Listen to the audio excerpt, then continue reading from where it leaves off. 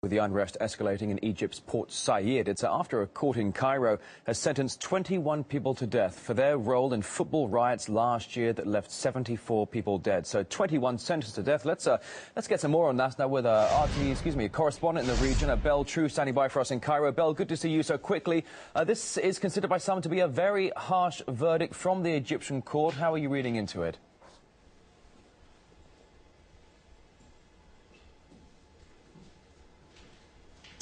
Belle, it's Rory Souchet in Moscow. I hope you can hear me. We're talking about these 21 people sentenced to death for their role in football riots last year that left 74 dead. Some are saying it's a very, very tough verdict from the Egyptian court. What do you say on that?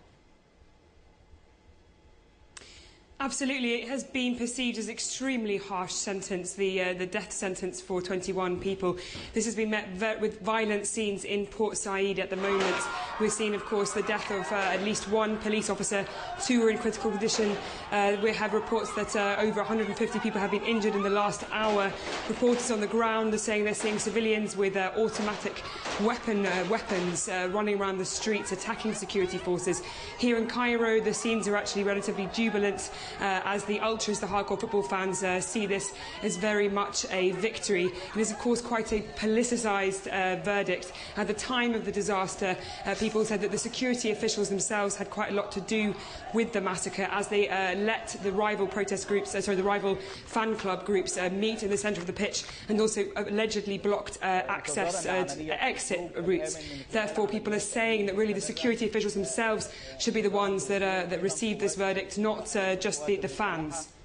Bella, aside from the story about the 21 people sentenced to death for their role in the football riots last year, let's talk about the unrest and I suppose the unhappiness that's been seen quite clearly in the iconic Tahrir Square. More clashes ongoing between police and anti-government protesters on Friday. What is the situation like on the ground where you are now? Well, as I came to the studio today, I actually just came through clashes just on the corner of Tahrir, on the periphery of Tahrir, between protesters and security forces who were throwing rocks at each other. Behind me here in Tahrir, people still remain in tents. They say they will not leave until the President Mohamed Morsi makes changes. The opposition coalition, the National Salvation Front, released 4 demands yesterday, including asking the President to step down and the National Salvation government to take over. We've seen supposedly multiple deaths in places across the country as well, in particular in Suez.